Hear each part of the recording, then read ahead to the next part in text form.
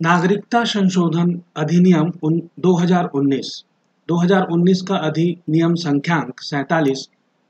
12 दिसंबर 2019 नागरिकता अधिनियम 1955 का और संशोधन करने के लिए अधिनियम। भारत गणराज्य के 70वें वर्ष में संसद द्वारा निम्नलिखित रूप में यह अधिनियमित हो। संक्षिप्त नाम और प्रारंभ जो है ये एक इस अधिनियम का संक्षिप्त नाम नागरिकता संशोधन अधिनियम 2019 है। खंड 2 यह उस तारीख को प्रवृत्त होगा जो केंद्रीय सरकार राजपत्र में अधिसूचना द्वारा नियत करे।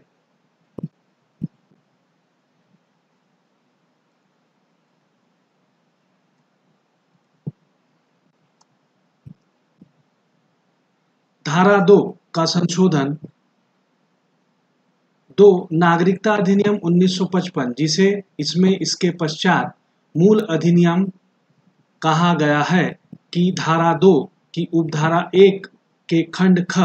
के पश्चात निम्नलिखित परंतुक अंतः स्थापित किया जाएगा, अर्थात परंतु अफगानिस्तान, बांग्लादेश या पाकिस्तान के हिंदू, सिख, बौद्ध, जैन, पारसी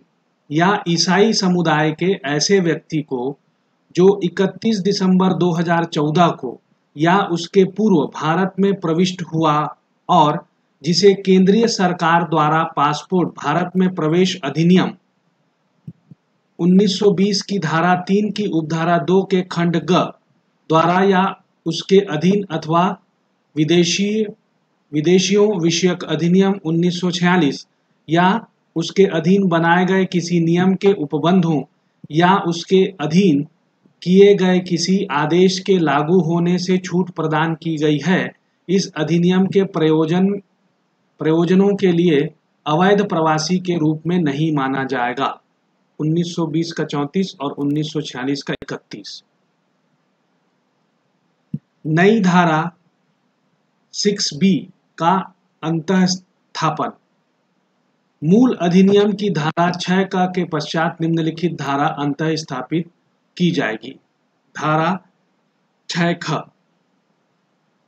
धारा 2 की उपधारा 1 के खंड ख के परंतु के अंतर्गत आने वाले व्यक्ति की नागरिकता के बारे में विशेष उपबंध।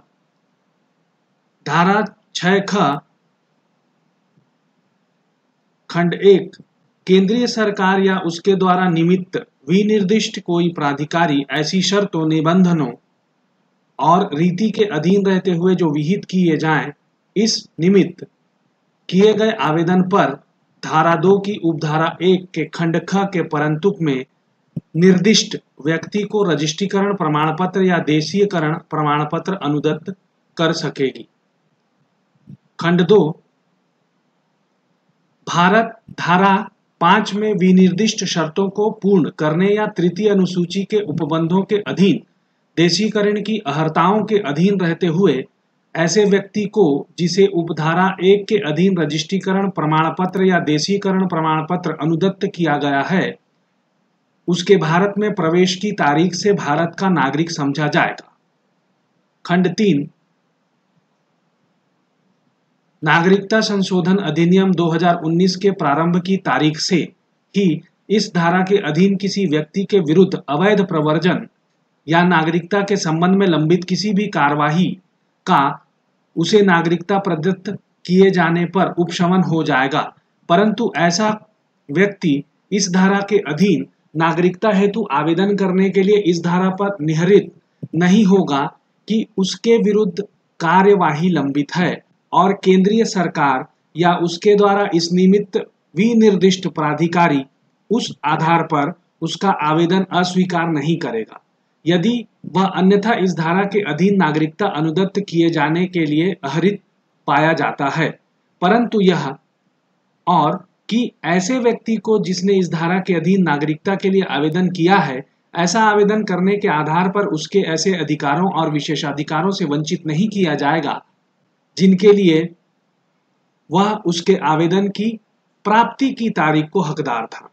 खंड 4 इस धारा की कोई बात संविधान की 6ठी अनुसूची में तथा सम्मिलित असम, मेघालय, मिजोरम या त्रिपुरा के जनजाति क्षेत्र में बंगाल, पूर्व सीमांत विनियमन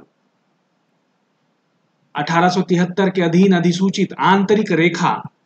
के अंतर्गत आने वाले क्षेत्र को लागू नहीं होगी। 1873 का विनियम 5 धारा 7 घ का संशोधन। 4 मूल अधिनियम की धारा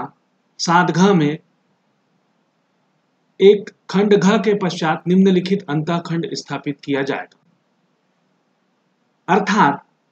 घ क भारत के कार्ड धारक विदेशी नागरिक ने इस अधिनियम के किसी उपबंध का या तत्समय प्रवृत्त किसी ऐसी अन्य विधि जो केंद्रीय सरकार द्वारा राजपत्र में प्रकाशित अधिसूचना द्वारा विनिर्दिष्ट की जाए के उपबंधों का अतिक्रमण किया है, या 2 खंड च के पश्चात निम्नलिखित परंतु अंतः स्थापित किया जाएगा, अर्थात परंतु इस धारा के अधीन कोई आदेश तब तक पारित नहीं किया जाएगा जब तक कि भारत के कार्ड धारक विदेशी नागरिक को सुनवाई का कोई युक्तियुक्त अवसर नहीं दे दिया जाता। 5 धारा 5 मूल अधिनियम की धारा 18 की उपधारा 2 में खंड अंग के पश्चात निम्नलिखित खंड अंतः स्थापित किया जाएगा, अर्थात अंग आई धारा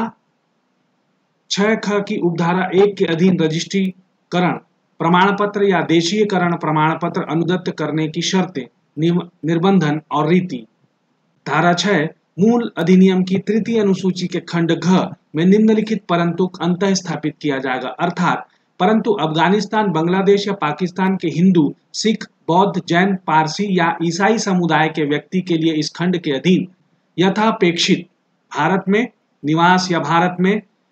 कि किसी सरकार की सेवा में कुल अवधि को 11 वर्ष से कम नहीं के स्थान पर 5 वर्ष से कम नहीं के रूप में पढ़ा जाएगा। राष्ट्रपति ने द सिटीजनशिप अमेंडमेंट एक्ट 2019 के उपरोक्त हिंदी अनुवाद को राजभाषा अधिनियम 1963 की धारा 5 की उपधारा 1 के खंड क के अधीन राजपत्र में प्रकाशित किए जाने के लिए प्राधिकृत कर दिया है। द एबो translation in Hindi of The Citizenship Amendment Act 2019 has been authorized by the President to be published in the Official Gazette under Clause A of Subclause 1 of Section 5 of the Official Language Act 1963.